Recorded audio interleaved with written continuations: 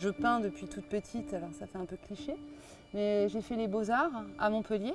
J'ai été graphiste freelance, j'ai toujours peint. Petit à petit, j'ai évolué vers la rue. En fait, je suis passée de l'atelier à la rue.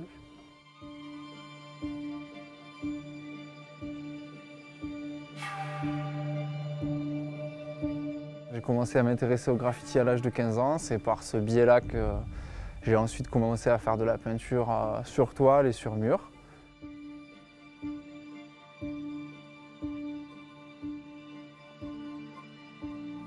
J'ai une réelle passion pour l'art nouveau et les années 30 et les arts primitifs. Donc en fait, je mixe tout ça et je vais régulièrement consulter des bouquins, des planches de motifs, parce que j'adore le motif, j'adore l'impression textile.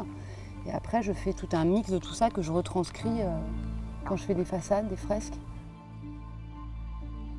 Les influences, c'est le graffiti de base et ensuite la bande dessinée, les dessins animés, la peinture plus classique, que ce soit la peinture contemporaine ou la peinture plus ancienne, genre le raphaélisme et la Renaissance par exemple.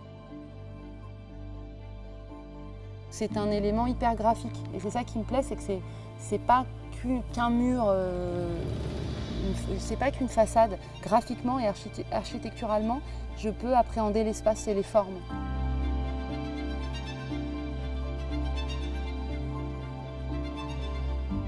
Avec les murs en pierre, les plantes et la vie autour, c'est déjà assez excellent. Et ensuite de pouvoir travailler sur un format très grand, ça peut paraître même monumental des fois, c'est déjà quelque chose d'assez incroyable. J'utilise beaucoup de bleu et c'était parfait parce c'est peut-être un peu basique, bateau, mais voilà, le ciel bleu, on est en Méditerranée, de reprendre tous ces codes. L'or, là, c'était génial parce que comme c'est quand même une région qui est très lumineuse, ça allait faire vibrer et ça pouvait rappeler aussi l'eau du château d'eau, évidemment.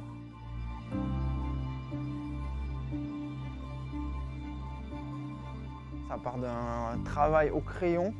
D'abord un crayonné où je vais faire tous les lignes et les travails de trame un peu. Qu'ensuite je scanne, que je retouche un peu pour y donner un côté plus granuleux. Et ensuite vient la colorisation. Et pour finir, l'exécution sur le mur juste derrière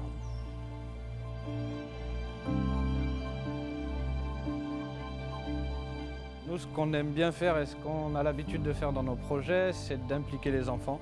Toutes les générations du village, mais surtout les enfants, pour leur expliquer ce qu'on fait et pour qu'ils mettent un pied un peu dans le street art, dans ce mouvement-là. Du coup, on est passé à l'école pour faire une présentation du projet, faire une présentation des artistes et on a organisé aussi une petite rencontre, un échange de questions-réponses avec les artistes. La vérité sort de la bouche des enfants, mais ils sont très inspirants, même quand j'interviens dans les écoles. Leur rapport au graphisme est très brut et cette âme d'enfant, je l'adore et c'est toujours un plaisir d'échanger avec les écoles. C'est pas mal dans un endroit un peu intimiste comme un village de pouvoir un peu rencontrer les habitants et donc les enfants, ça fait vraiment plaisir parce que c'est souvent des gens qui sont quand même assez sensibles à la peinture. Nous avons voulu cette fois-ci sortir un peu des sentiers battus et nous nous sommes associés avec l'association Line Up pour apporter un peu d'art et de culture à la portée de tous au centre du village, égayer un peu ce quartier.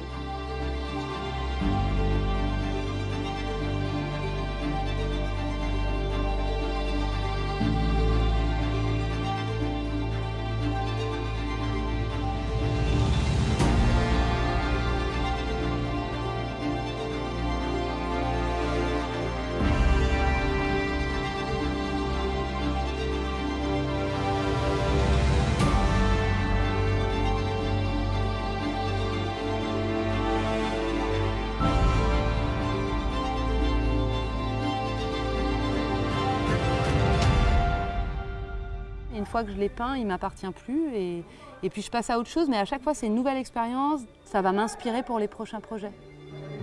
Toujours en fait.